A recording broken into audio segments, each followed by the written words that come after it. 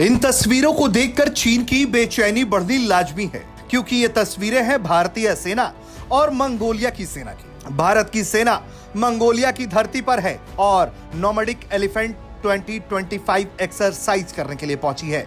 ये 17वां एडिशन है इस ज्वाइंट मिलिट्री एक्सरसाइज का, जो भारत और मंगोलियन आर्मी साथ में कर रही है। 31 मई से शुरू हुआ ये एक्सरसाइज 13 जून तक चलेगा और इस दौरान अलग अलग तरह की क्षमताओं का प्रदर्शन दोनों ही सेनाएं करेंगी। इस अभ्यास का मकसद है कि दोनों देश की सेना एक नॉन कन्वेंशनल ऑपरेशन के लिए खुद को तैयार कर पाए।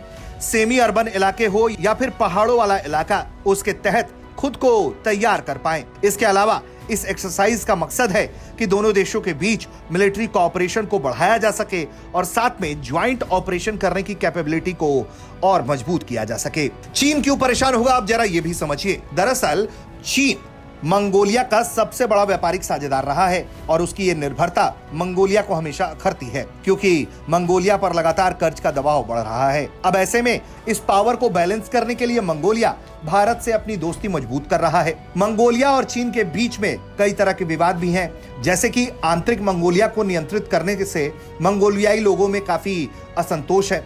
चीन अपनी संस्कृति और भाषाई दमन उन लोगों पर थोपता है, जिसके कारण लोग नाराज होते हैं। इसके अलावा आर्थिक दबाव भी मंगोलिया को अपनी स्वतंत्र विदेश नीति को लेकर सतर्क कर रहा है। इसके अलावा तिब्बत और दलाई लामा के मामले में भी मंगोलिया और चीन की नहीं बनती है। ऐसे में भारत के साथ मंगोलिया के संबंध जैसे जैसे मजबूत होते जाएंगे, उसकी निर्भरता भारत के साथ बढ़ती जाएगी, दोस्ती मजबूत होती जाएगी, तो चीन की परेशानी बढ़ती चली जाएगी।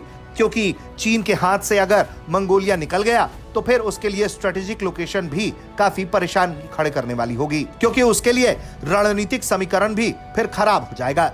भारत और मंगोलिया के रिश्ते सांस्कृतिक और रणनीतिक रूप से काफी मजबूत हैं, जो चीन के प्रभाव को बैलेंस करते हैं। मंगोलिया संयुक्त राष्ट्र सुरक्षा परिषद में भारत की स्थायी सदस्यता का समर्थक रहा है। इसके अलावा भारत ने मंगोलिया के बुनियादी ढांचे, साइबर सुरक्षा, वायु सेवा और नवीकरणीय ऊर्जा के क्षेत्र में काफी मदद की है, जिसमें $1 अरब की आर्थिक सहायता भी शामिल है। दोनों देशों के बीच साझा सैन्य युद्धाभ्यास भी लगातार होता रहा है और यही वजह है कि दोनों देशों के संबंध लगातार मजबूत होते जा रहे हैं और चीन की परेशानी बढ़ती चली जा रही है। ब्यूरो रिपोर्ट, भारत तक।